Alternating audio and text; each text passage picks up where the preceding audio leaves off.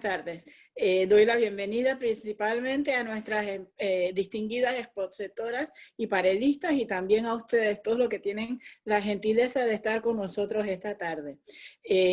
Acompañándome están la doctora Yolanda Marco y la doctora Catherine Marino, a quien en un momento las presentaré a las dos, pero quiero decir que la doctora Marino está teniendo problemas de conectividad desde California. Es confortante saber que esto pasa en el primer mundo y está conectada por su celular. Así que digo eso de arranque, para que si tengamos problemas durante el transcurso del evento, sepamos que esa es la razón. Pero ojalá, Catherine, que no haya problemas. Bueno, entonces debo presentarme yo misma. Yo me llamo Betty Brannan Jaén, soy vicepresidenta de la Fundación Democracia y Libertad, entidad sin fines de lucro que ha construido el Museo de la Libertad y los Derechos Humanos en Amador. Este museo abrió sus puertas el año pasado, pero ahora temporalmente, lamentablemente, está cerrado a causa de la pandemia. Pero hacemos un gran esfuerzo por tratar de que el mensaje del museo siga vivo en eventos Zoom como este y en las redes sociales. ¿Y cuál es el mensaje de este museo? Es sencillo. Los derechos humanos son universales y todos estamos llamados a defenderlos. Bueno, entonces con eso de fondo entramos al tema de hoy, que es celebrar los 100 años de que se haya obtenido el sufragio femenino en Estados Unidos. Me pongo los anteojos. Hoy, 26 de agosto, es conocido en Estados Unidos como Women's Equality Day, Día de Igualdad para la Mujer. Hace 100 años, hoy mismo, 26 de agosto de 1920, el gobierno de Estados Unidos proclamó oficialmente que la 19ª enmienda a la Constitución de Estados Unidos entraba en vigencia. Esa 19ª enmienda, 19th Amendment, dice así: el derecho al sufragio de los ciudadanos de Estados Unidos no será denegado o coartado por razón de sexo. Ese logro requirió más de 70 años de lucha. 3 generaciones de mujeres pelearon para que se les reconociera el derecho a voto. Y las primeras que tuvieron 3 generaciones de mujeres trabajaron en eso, y las primeras que tuvieron la visión y la valentía de lanzar el movimiento murieron antes de ver que se hubiera logrado. En el largo camino de esa lucha, a las sufragistas norteamericanas, las golpearon, las arrestaron, las encarcelaron, las insultaron, le tiraron huevos podridos y la acusaron de toda clase de horrores. La pelea, dice la historiadora Elaine Weiss, la pelea fue larga y amarga. Fue una lucha que se peleó en las calles, en las iglesias, en las legislaturas, en las casas, en las cocinas y en las recámaras. Fue una pelea política, pero también una lucha social y cultural, porque empoderar a la mujer con el derecho al voto significaba algo profundo para la sociedad estadounidense. Esa clase de cambio profundo requiere una lucha sostenida con perseverancia y tenacidad.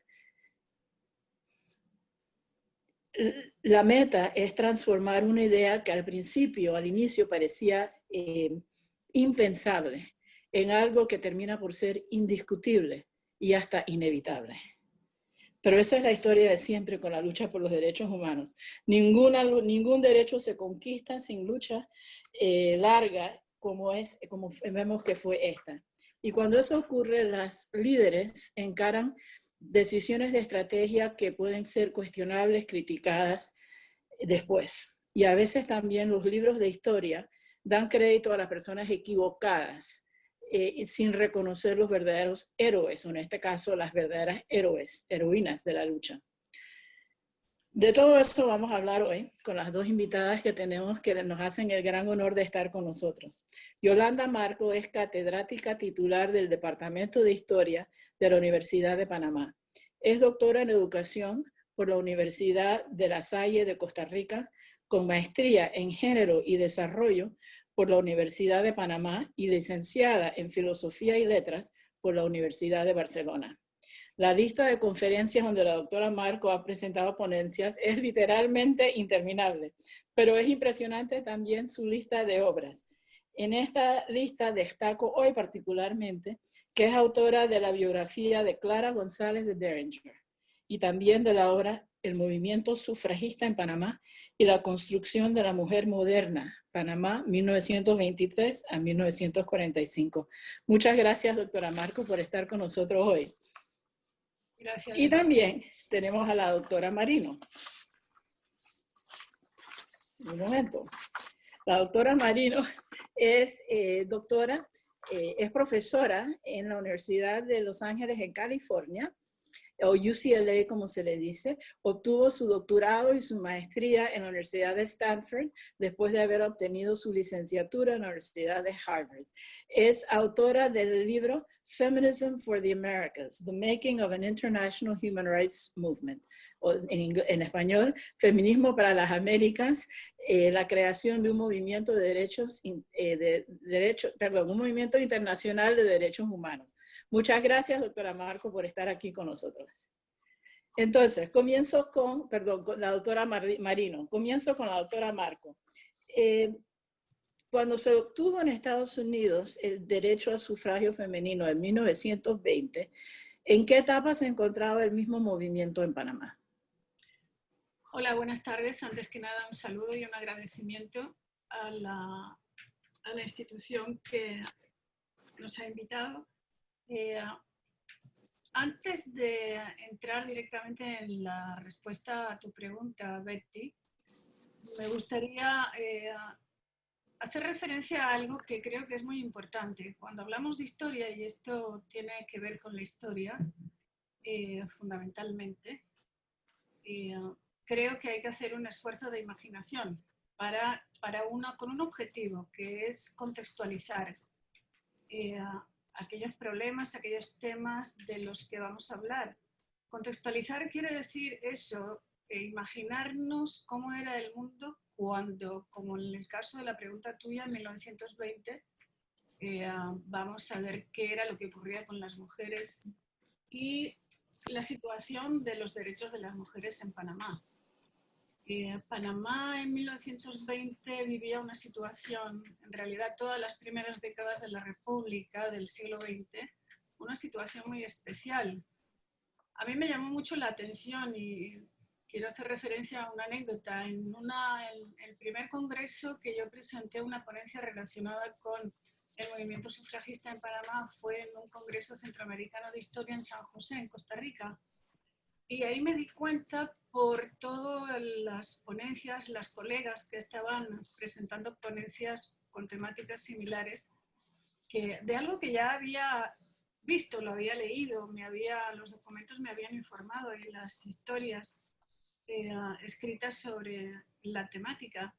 Pero fue impresionante darme cuenta de que Panamá era un caso raro, un caso extraño, porque en la región centroamericana la lucha por el sufragio femenino empezó mucho después, en realidad en la década de los 40, mucho después que en Panamá. Recordemos que en Panamá en 1915 ya empieza a hablarse del tema, se organizan las primeras dos grandes organizaciones en 1923, y solamente un caso, que era el caso de Costa Rica, tiene similitudes con Panamá, y los países, tanto Costa Rica como Panamá en su historia, son bastante distintos. Entonces, esto fue algo que realmente me impresionó, y por eso creo que recordar la excepcionalidad de Panamá, porque entonces, si tan temprano como ya en 1911 aparecían en algunos medios, en este caso medios anarquistas, pequeños artículos escritos por mujeres sobre las mujeres, y en 1915 ya aparecían también otras referencias periodísticas, y a partir del 19, del 17, 19 sobre todo, 19 y 20, hay un debate sobre mujeres y sus derechos y sobre el feminismo en varios de los medios de comunicación escrito más importantes. ¿Por qué era esto? Esta era una línea, una búsqueda de respuestas a este tema que me interesó mucho. Y bueno, aquí vuelvo a tomar el tema de la imaginación, para pensar que Panamá, que estaba recién... Panamá vive, hay varias cosas que explican lo temprano del movimiento feminista y sufragista en Panamá. Uno de ellos es, primero, que Panamá está en un proceso de construcción nacional desde las primeras décadas de 1903 en adelante, nueva constitución, nuevas leyes. Dos, en este proceso de construcción hay idearios sobre qué país se quiere construir y sobresale sobre todo porque además van a tener una presencia efectiva en el poder en los liberales, ¿no? El liberalismo entonces tiene una fuerte impronta en lo que va a ocurrir y como veremos más adelante, ¿no? El liberalismo sobre todo lo que busca dentro de esta mentalidad de construir un país con progreso, trabajo racional, ordenado, limpio, etcétera, es muy importante. La importancia que se le va a dar a la educación, por ejemplo, al tema de la educación, la modernización del país, en una palabra, y los liberales por esto con formas distintas, porque no todos ni piensan igual, ni van a actuar igual. Por ejemplo, el presidente Belisario Porras era liberal, pero tiene una actitud distinta frente a los derechos de las mujeres. Otros liberales, como por ejemplo Eusebio Morales, es un hombre absolutamente moderno, moderno en la mentalidad moderna de la época y más allá de su época, ¿no? Entonces hay diferencias, pero el liberalismo tiene un papel, el pensamiento liberal tiene un papel importante en esta forma de construirse el país, la nación. El otro hecho indiscutible es que Panamá está sufriendo un gran cambio con la construcción del canal.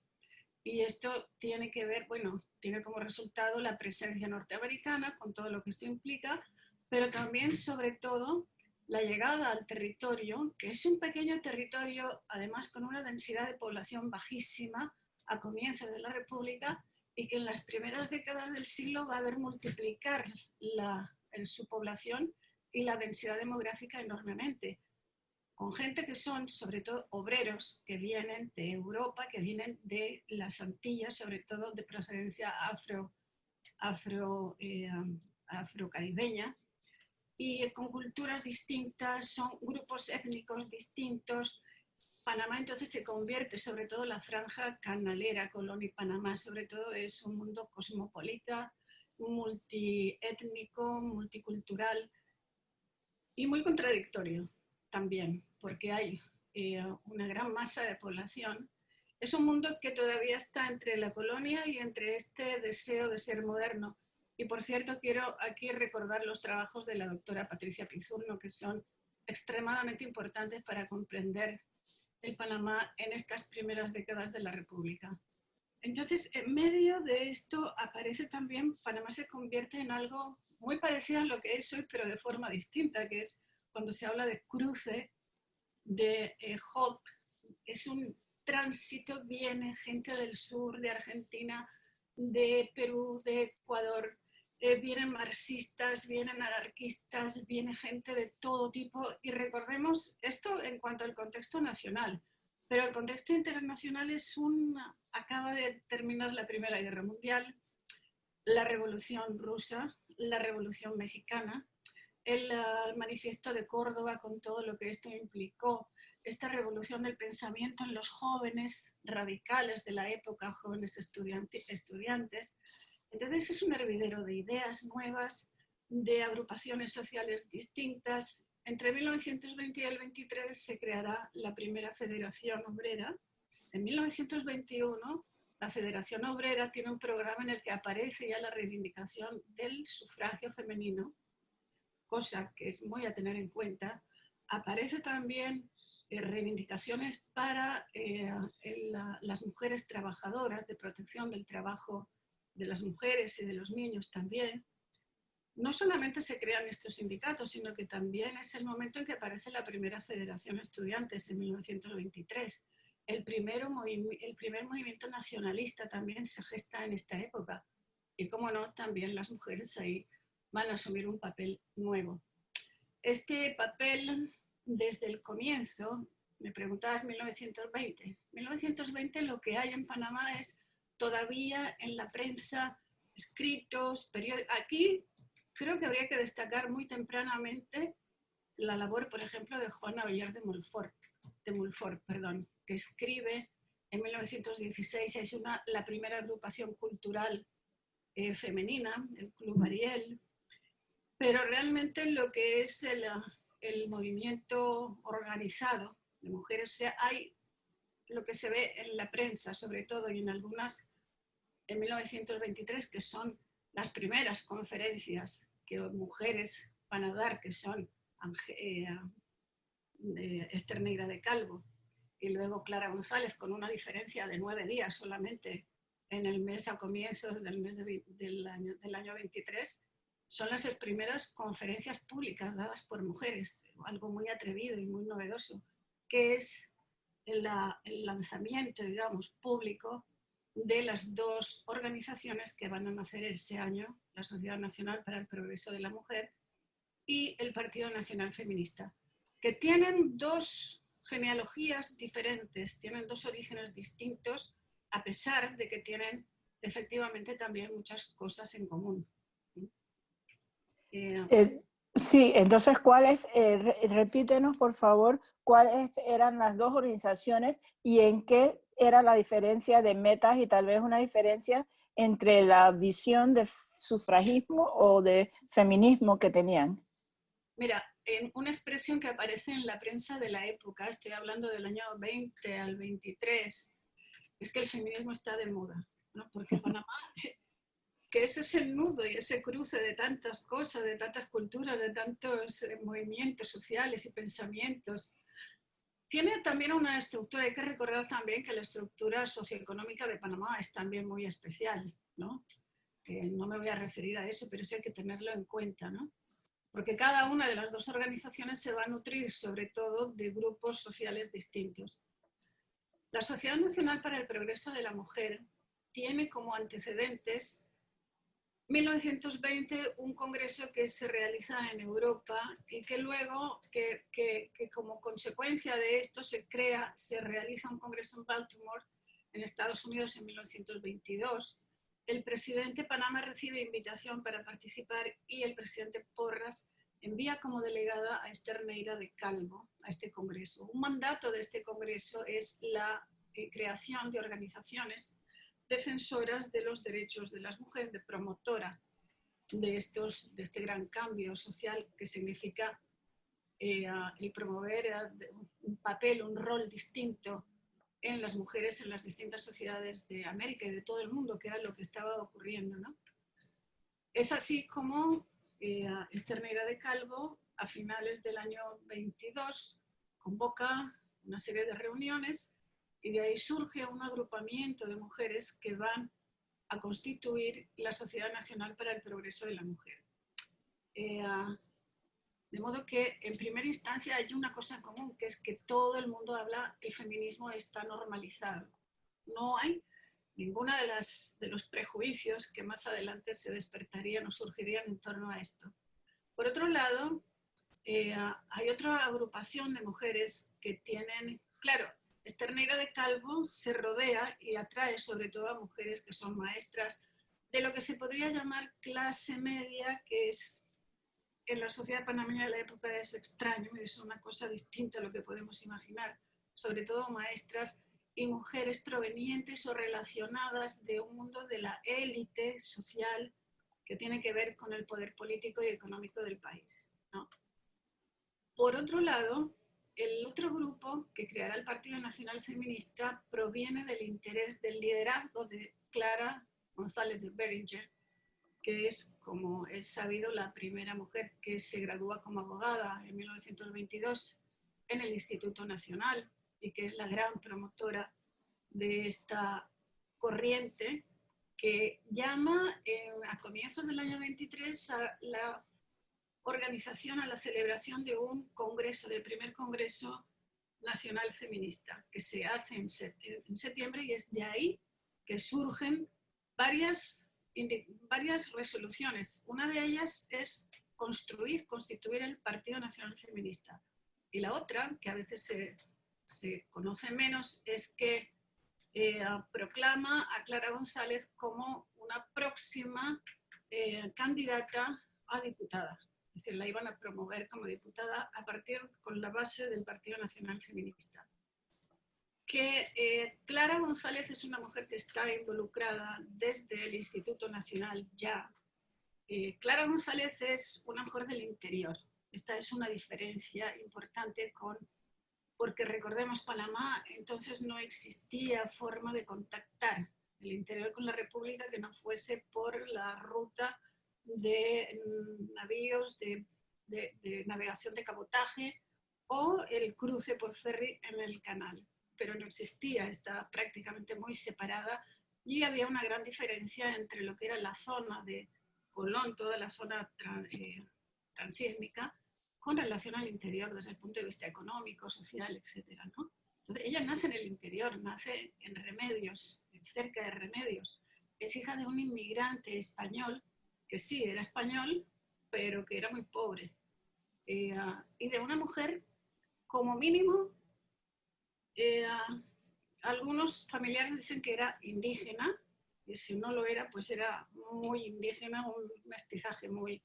Es decir, era pobre, pobre.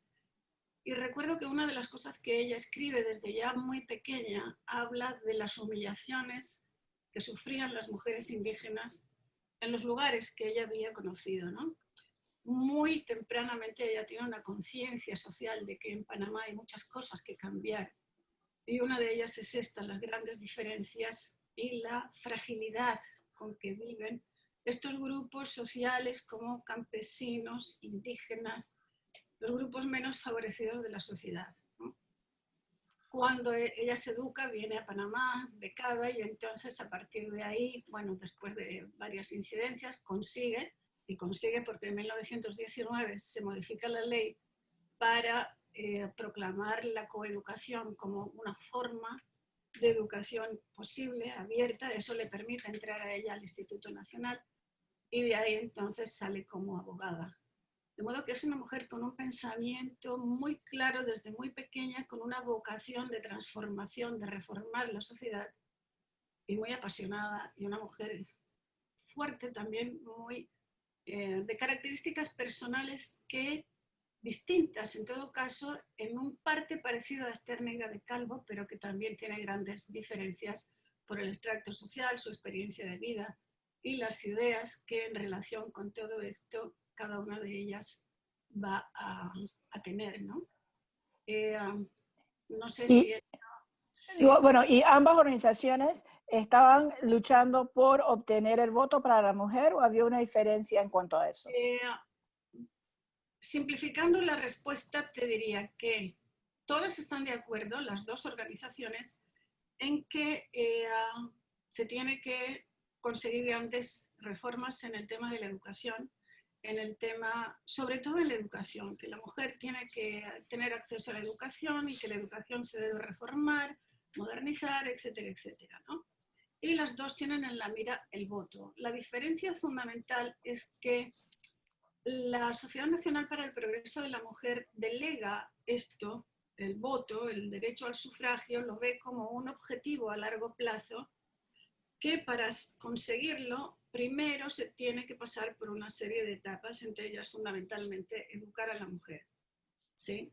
Mientras que el Partido Nacional Feminista lo ve de otra manera, ve que es necesario, sí, educar y educar cívicamente, todo eso, y medidas de carácter sanitario, etcétera, etcétera, reformas sociales en general, pero piensa que el voto es necesario de inmediato porque es la manera de poder acceder a los poderes, al Parlamento, etcétera, para entonces conseguir los cambios necesarios, ¿no? Es decir, no lo ve como una contradicción ni como algo que se deba de dejar para el final de un camino largo, sino como algo ya, como una condición sine qua non para llegar a ese final deseable que es la igualdad de oportunidades. ¿Sería correcto entonces, te puedo tutear, Yolanda? ¿Nos podemos tutear, Catherine y Yolanda? Me parece que sí. Yolanda, ¿te parece, sería correcto entonces decir que el Partido Nacional Feminista era más radical que la sociedad y esa clase de diferencia es muy normal o muy usual en movimientos reformistas. Sí, por supuesto. Es, es extraño. Para América Latina no es tan usual, para la región centroamericana, quiero decir, ¿no? Pero es que es más radical la situación quizá de lo que he presentado, porque Clara González es una mujer socialista que en esa época ella se ascribe, uno de los miembros honorarios que el Partido Nacional Feminista va a nombrar es José María Blázquez de Pedro, que es un anarcosindicalista, uno de los padres del sindicalismo panameño, y Moscote, José Dolores Moscote, Eusebio Morales son unos liberales a los que algún historiador como Ricaurte Soler ha dicho que son socializantes, es decir, que no es que fuesen socialistas, pero eran una gente con una mentalidad muy abierta y que sí entendían la necesidad de hacer reformas de carácter social. Reformas de carácter social me refiero a reformas estructurales de la situación económica, de las estructuras económicas y sociales, sobre todo en el mundo del trabajo.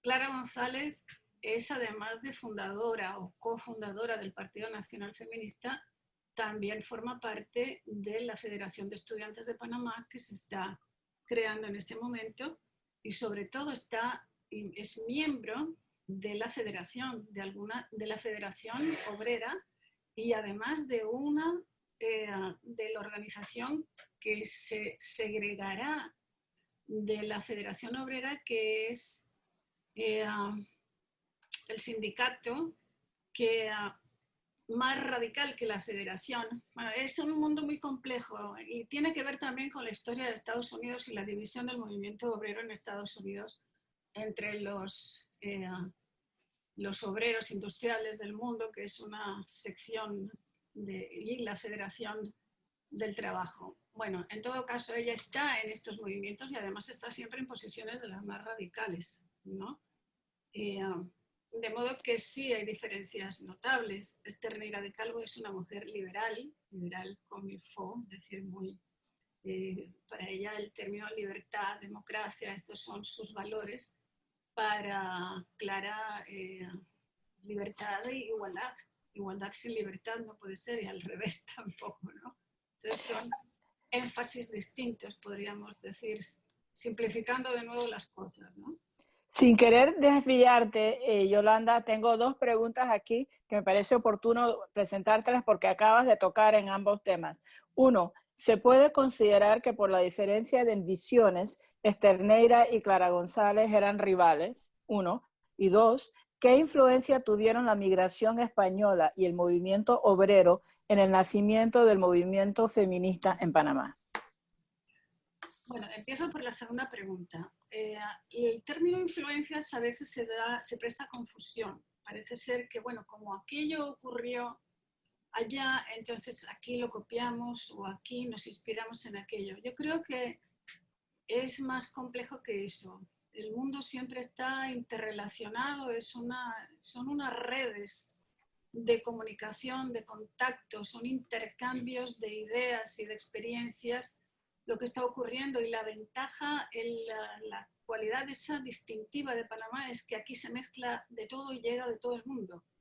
Entonces sí, influencias, sí, por aquí pasa una anarquista en el año 25, polaca, que es una de las dirigentes o al menos así lo dijeron los políticos de la época, una dirigente del movimiento sindical, del movimiento inquilinario, y la expulsaron por eso. Y por aquí pasan miembros de los movimientos estudiantiles de Perú, destacados dirigentes, que claro que la Federación de Estudiantes de Panamá va a hablar con ellos, van a estar pendientes, intercambiar y van a aprender también de ellos. Y también llegan las obras de ingenieros y de otros intelectuales de la época y aquí los leen la gente y aprenden. Pero eso pasa siempre. Lo que pasa es, ahora tenemos internet, en esa época no había internet, sí. Pero había, por ejemplo, periódicos que transmitían. Si ves los periódicos de la época, por ejemplo, en primera plana, información de todo el mundo, cuando la Primera Guerra Mundial, la Revolución Mexicana, la Revolución Rusa, es que todo está aquí. la revista Quasimodo, que es uno de los medios de difusión de las ideas socialistas más importantes de la época, está aquí radicada en Panamá por mucho tiempo, creo que era 1 año, 2 años, el momento más importante. Y ahí escribe Sternera algún artículo, escriben muchas mujeres, publica Juana Oller y otras mujeres. Y Moscote, que era uno de los dirigentes, no tenía ningún empacho, ningún problema en relacionarse y abrir y escribir ahí. Tenían esa relación, esa fluidez, ese debate, ¿no? Que a veces podía ser enconado, pero otras veces no lo era y podían coincidir en muchas cosas, ¿no? Esa sería un poco la respuesta a tu segunda pregunta. Perdona, Betty, pero se me ha olvidado qué era lo que me preguntaba. Sternera y Clara González eran rivales. Obviamente tenían ideas distintas, ¿no? Rivalidad, supongo que quiere decir si había alguna relación enconada o algún enfrentamiento entre ellas. Cuando se constituye la sociedad en el año 23 y el Partido Nacional Feminista, una mujer que es Juana Oller de Montfort, vuelve a hablar de ella porque es una mujer interesante. Ella hay un momento que plantea y escribe, yo no sé por qué hacemos dos cosas, podríamos hacer una sola organización. Creo que es una pregunta ingenua porque quizá no se daba cuenta de lo que, en el trasfondo de grandes diferencias que había entre las dos, ¿no? Efectivamente había diferencias de tácticas, de estrategias. La Sociedad Nacional para el Progreso de la Mujer tenía sobre todo actividades de carácter más educativo, de carácter más, no me atrevo a decir caritativo, pero algunas están por ahí. Por ejemplo, se organizaron en base a comités, una comité para la educación, temas de pedagogía, de puericultura, otra higiene y así, ¿no? Eran más de servicios, ¿no? Mientras que el Partido Nacional Feminista por eso se pone partido, porque tiene un enfoque político. Lo que querían era acceder al poder, porque de eso se tratan los partidos políticos, ¿no? Y se organizan entonces en agrupaciones locales, de manera distinta, buscando el convencer a las mujeres sobre todo, pero a la gente en general, de que había que luchar por conseguir lo que ellas querían en un programa que hicieron, que tenía más de 21 puntos, creo recordar, ¿sí? Y cuyo objetivo central ya desde entonces era el sufragio. Mientras que la sociedad nacional, como te decía antes, sí hablaba de que, claro, el sufragio era un derecho, ¿no? Pero bueno, primero educar a las mujeres y luego llegar ahí. Y mira, en el año 23, si me permites, Betty, hay algo bien interesante que tiene con lo que probablemente luego vaya a hablar Catherine. Es que una dirigente feminista norteamericana, Carrie Chapman Catt, pasó porque hizo una gira por toda la América Latina y pasó por Panamá y fue recibida por el presidente Porras, la esposa y, en fin, toda la plana mayor del gobierno panameño. Dio varias conferencias, escribió y es interesante porque se produjo un debate muy enconado de ella, bueno, ella no respondió, pero Moscote se sintió muy ofendido, José Dolores Moscote, por muchas de las apreciaciones que ella hizo, porque Carrie Chapman Catt lo que venía a decir es que el derecho de sufragio para las mujeres en América, en América Latina esto falta mucho, ¿no? Porque la situación, sí, de la falta de educación, las situaciones políticas, esto no, hay que pensarlo porque además, y esa es una de las cosas que más le molestó a Moscote, porque hablaba del machismo de los hombres latinoamericanos, ¿no? Y efectivamente, un hombre como Moscote, que era absolutamente promotor y que benefició muchísimo al Partido Nacional Feminista y a todas sus dirigentes, era también uno de los que el Partido Nacional Feminista le dio el título de miembro honorario del partido. Eso le ofendió mucho y escribió que esta señora estaba equivocada, que no era así todo lo que ella decía. Pero bueno, esto indica también, este es un sector también del feminismo norteamericano, ¿no? Pero el hecho es de que tomó otros 25 años o más para que las mujeres en Panamá obtuvieran el voto. algo de razón tenía, quizá. Bueno. Y he oído decir, y hay controversia como esto, así que te lo pongo directamente. He oído decir que Arnulfo Arias le dio el voto a la mujer. ¿Es correcto eso o no? Ese es un mito de esos que se crean en la historia y que es muy difícil de desmontar. Pero permítame brevemente. Clara González y Steinmeira coexistieron, yo diría que amablemente. No tuvieron mucha relación. Hubo una aproximación mayor en la década de los 30, cuando las dos estuvieron en los palcos de la Asamblea Nacional cuando se debatió en el año 36 un cambio de las leyes electorales que permitiría el sufragio de las mujeres, pero creo que hasta ahí fue la aproximación. Y ya después, cuando ya las mujeres podían votar después del 45, ahí la cosa sí llegó en algunos momentos a ser llegaron a tener posiciones muy encontradas, ¿no? Pero bueno, ese es otro momento de la historia. Respondiendo a lo que tú decías sobre Arnulfo Arias, te decía que esto es un mito. Estas cosas que quienes escriben la historia a veces, o los políticos que inventan historias, pues han difundido y que no es cierta. Mira tú hasta dónde es la cosa de cómo está falseada la historia, ¿no?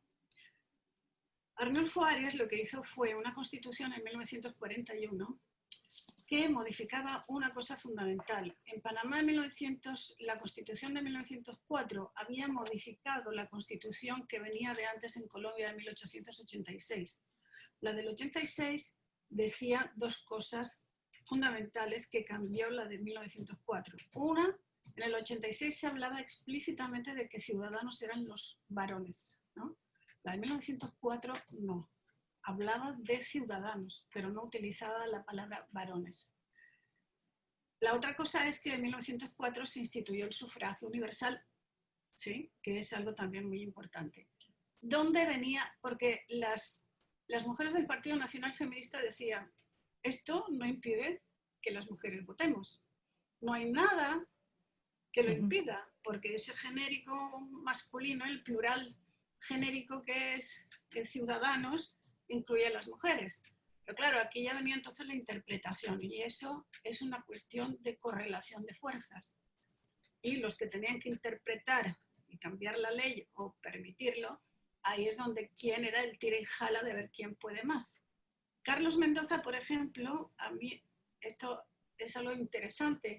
Fue uno de las, o quizá el único, me parece que cuando se estaba haciendo la Constitución de 1904, él era partidario de explicitar que no hubiese ninguna discriminación por sexo, ¿no? Pero no coló, también era una cuestión de correlación de fuerzas en ese momento, ¿no? Al empezar las mujeres a reclamar el derecho, es que entonces se impuso, pero es en las leyes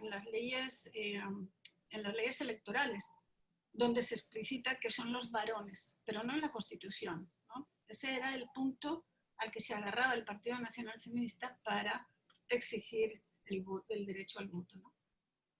Lo que hizo entonces Arnulfo Arias en la Constitución del 41 fue utilizar esa expresión en un artículo, creo que el 60 o el 61, donde se decía que los ciudadanos eran los varones. Con eso cambia, fíjate tú hasta dónde es el mito y el cambio que se hizo, una interpretación totalmente alevosa de lo que en realidad había hecho Arnulfo Arias.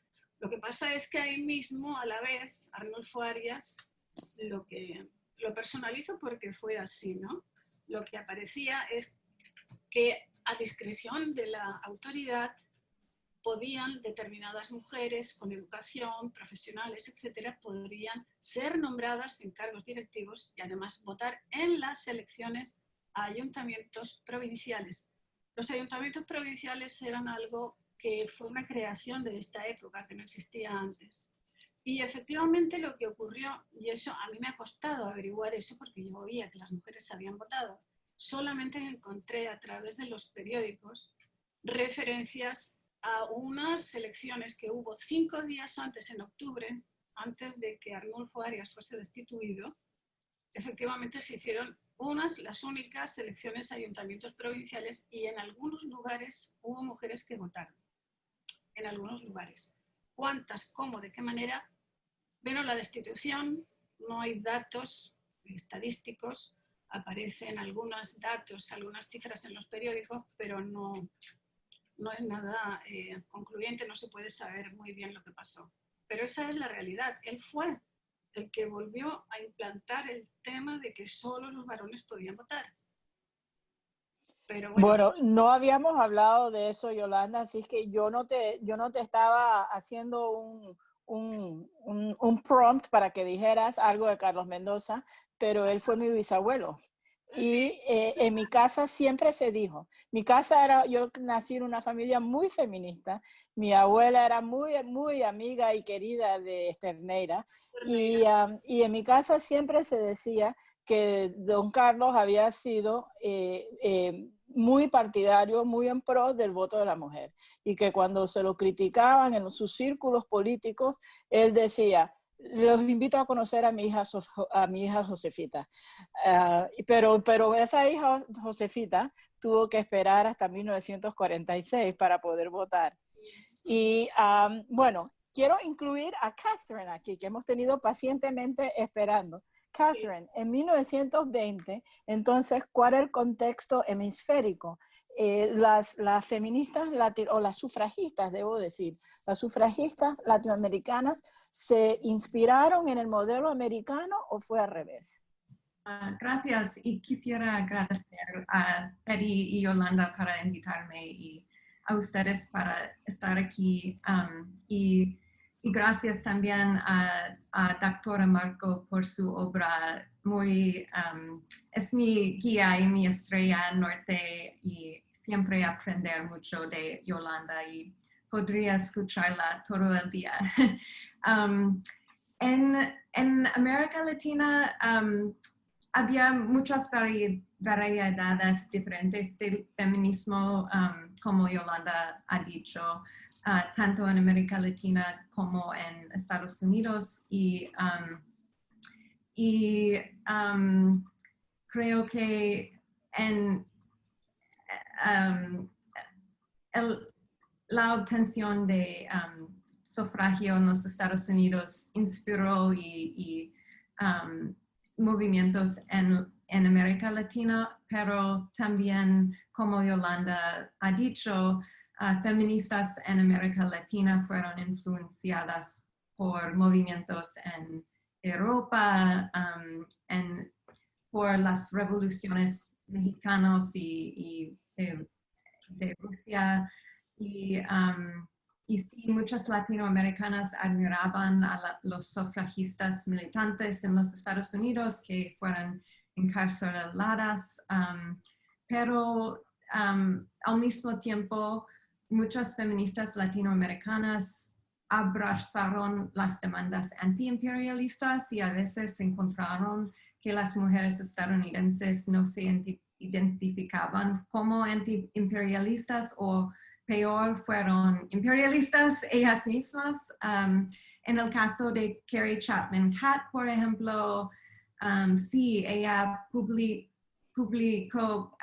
sus pensamientos sobre feminismo en América Latina, y ella dijo que América Latina estaba 40 años atrás de los Estados Unidos, y se influenciaron las feministas en América Latina.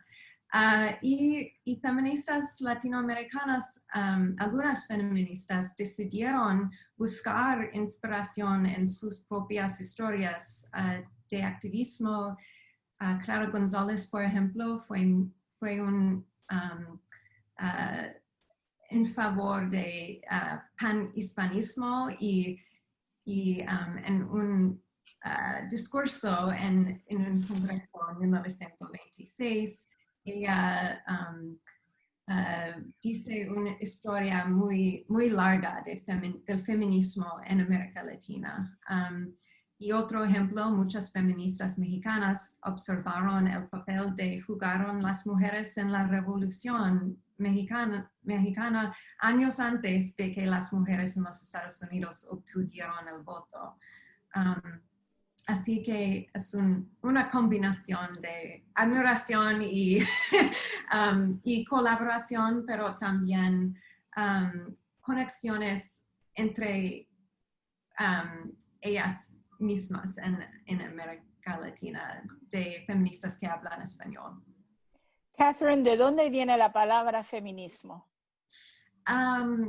Historiadores piensan que el primero uso fue de Charles Fourier, el filósofo francés, pero la primera persona que publiqué la palabra en el sentido de un movimiento por derechos de las mujeres fue la mujer de Francia, Hubertine Auclert, en 1892. Y la palabra se denota un movimiento de mujeres haciendo demandas para su independencia, su igualdad. En las Américas la palabra apareció un poco después, pero en el tiempo mismo más o menos. Y un momento importante fue la tesis de Elvira López, una de las primeras mujeres que graduaban por la Universidad de Buenos Aires en Argentina en 1901, y ella escribió una tesis llamada El Movimiento Feminista. Y en los años tempranos del siglo XX, mujeres organizan en agrupaciones en los países de América Latina para insistir en la reforma de derechos civiles, en el voto, en derechos sociales y económicos por las mujeres que trabajaban por oportunidades de educación, y también, como Yolanda ha dicho, fueron influenciadas por el socialismo, por anarquismo, liberalismo, y este fue el mezclo que feminismo, que sentaban las bases por el feminismo.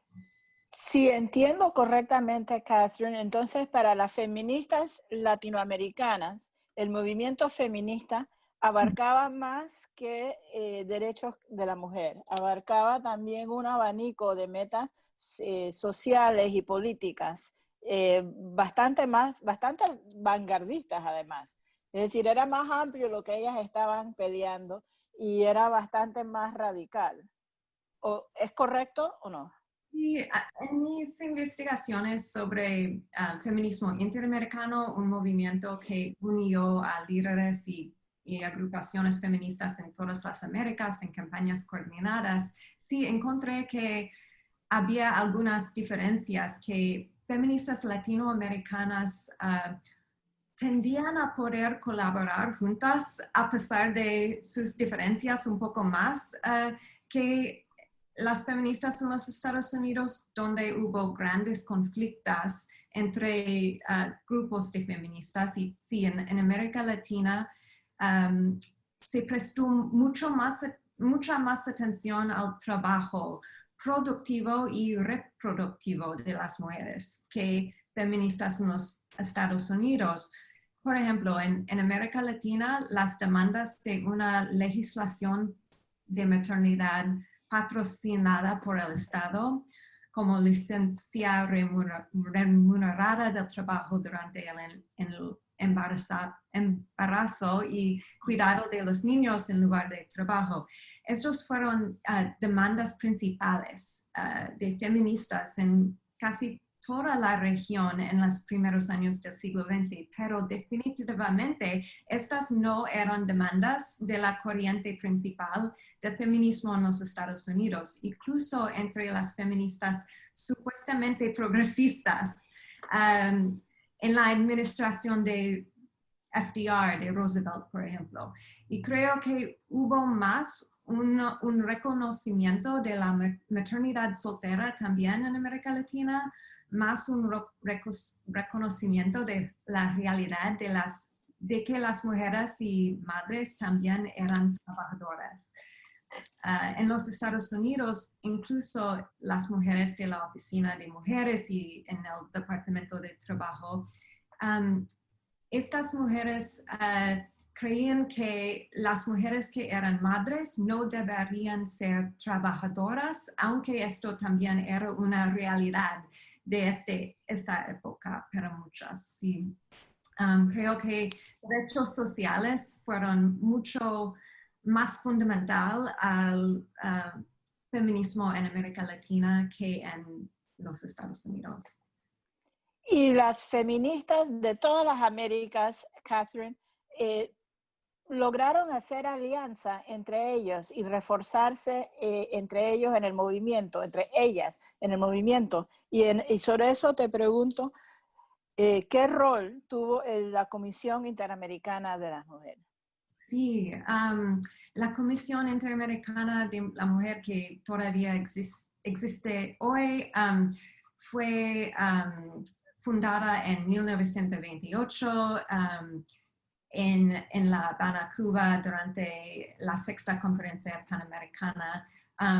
Feministas cubanas y estadounidenses colaboraron en este congreso para crear la comisión y estas mujeres chocaron esta reunión diplomática formal y marcharon en las calles y ganando audiencia en el plenario del Congreso, donde exigieron derechos de las mujeres y la creación de la comisión.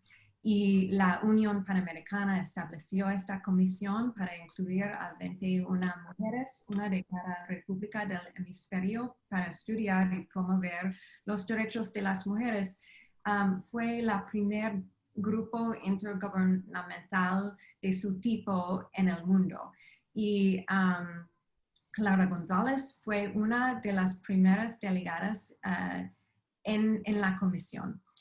Debido al liderazgo de Doris Stevens, una feminista de norteamericana, en La Habana diplomáticas la nombraron presidenta y esta comisión defendió un tratado de igualdad de derechos para las mujeres, también el primero tratado internacional por los derechos de las mujeres, el primero también de los derechos de individuos de su tipo.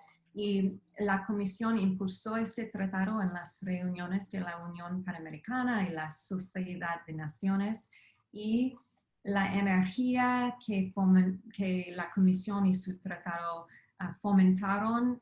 Este fue un momento en que agrupaciones feministas se multiplicaron en estos años y este activismo fue muy fuerte.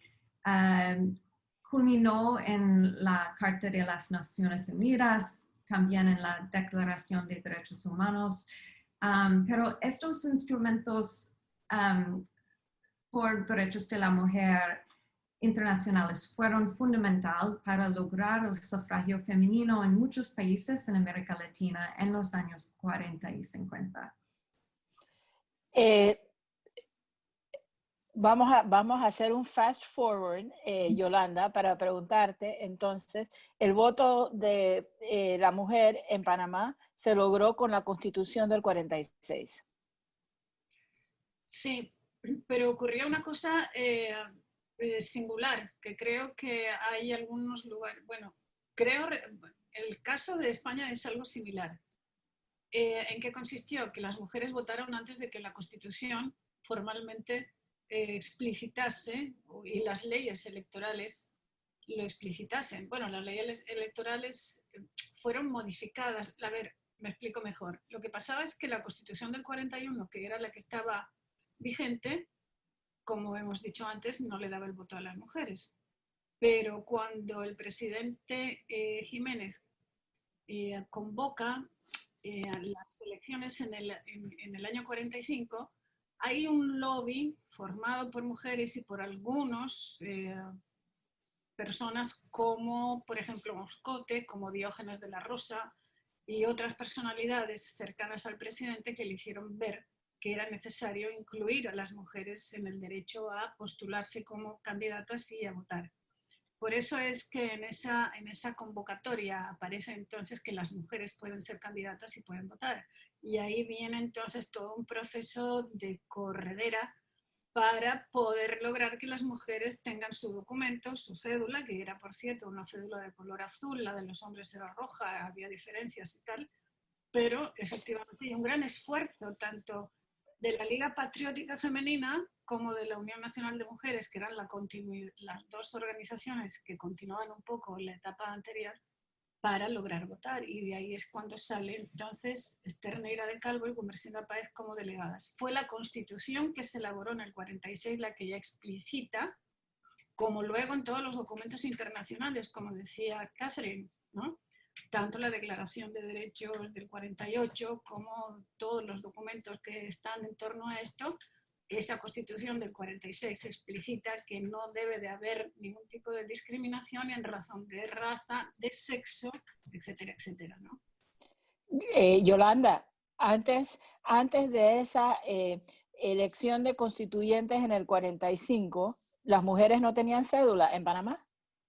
No, hubo una de las cosas que se trató a lo largo de la década de los 30 fue el reclamo, por en varias ocasiones incluso Clara González se presentó a tratar de votar y no la dejaron, cosa que era bastante frecuente, era una experiencia que se hacía, repetida en varios lugares, pero sí se logró que se hiciera, tengo entendido, y yo no las he visto nunca, ¿no? Un documento de identidad también para las mujeres, tengo entendido, no quiero afirmarlo rotundamente porque no lo he visto documentado.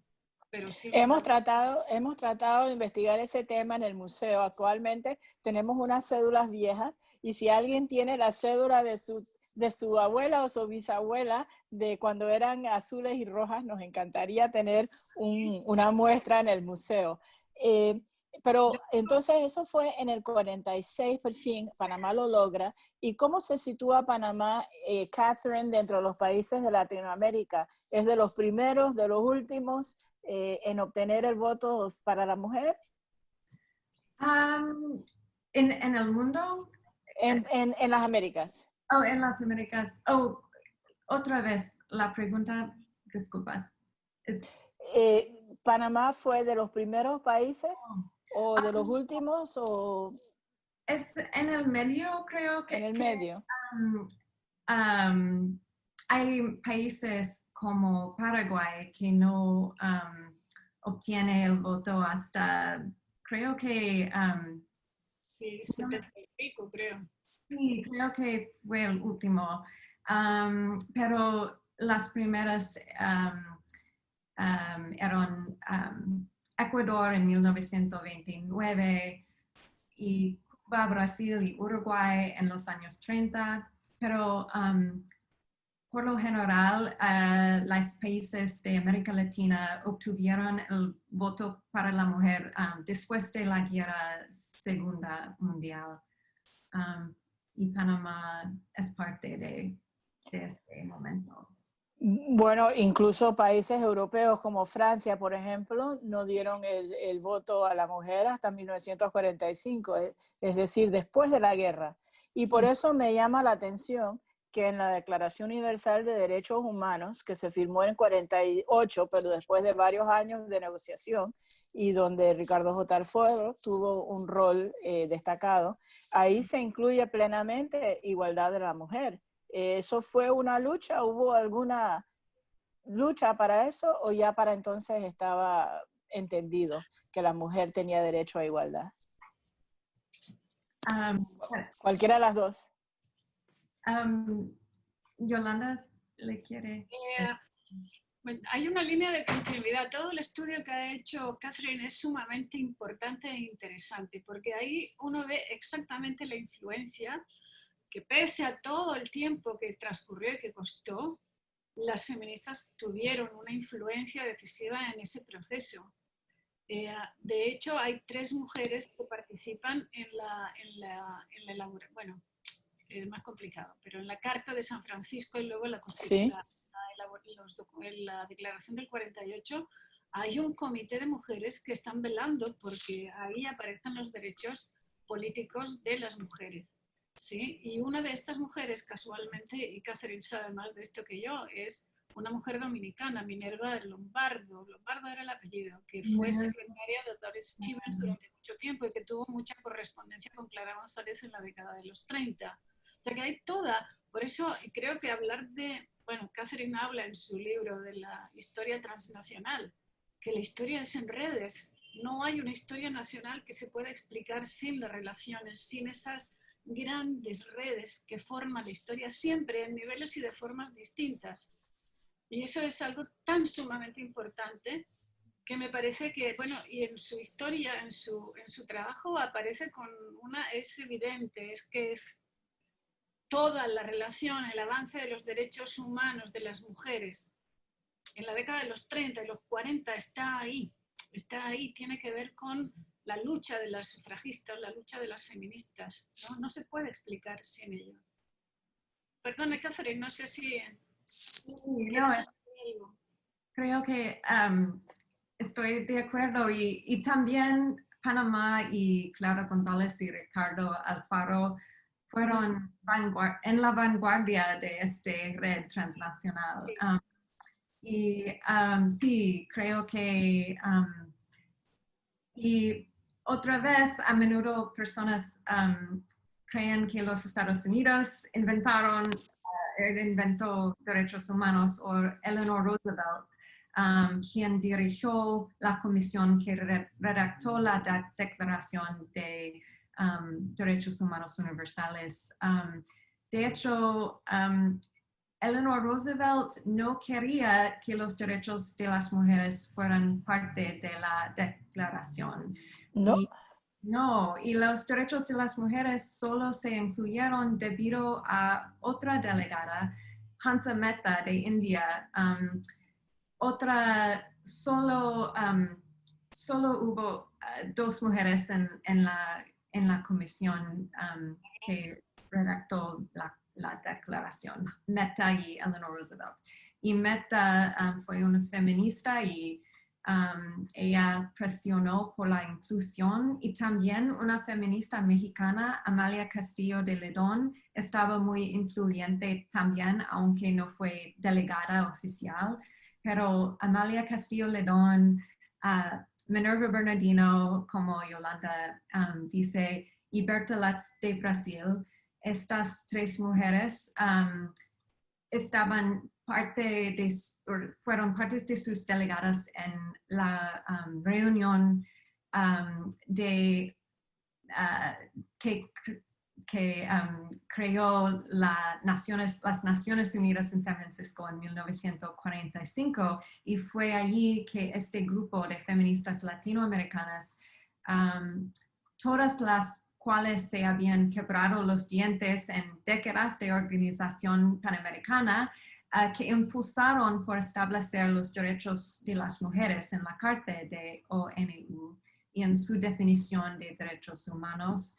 Y también es importante señalar que lograron estos objetivos a pesar de las objeciones expresadas por las mujeres de los estados y de Gran Bretaña en esta conferencia, incluyendo Eleanor Roosevelt y sus amigas. Y sus objeciones fueron que los derechos de las mujeres eran demasiado divisivos o no lo suficientemente importantes como para incluirlos en la Carta de las Naciones Unidas o en la Declaración.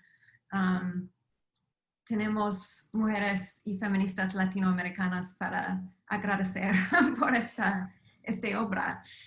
Wow, Catherine, de verdad que me has sorprendido con eso. No tenía, se me está cayendo la imagen de Eleanor Roosevelt, no tenía idea que esa había sido su posición. Y nosotros en el museo tenemos una exposición sobre la Declaración Universal de Derechos Humanos, y ese detalle no lo habíamos descubierto. Ahora vamos a tener que ir a investigar muchísimo más sobre eso y te vamos a consultar, Catherine. ¡Wow!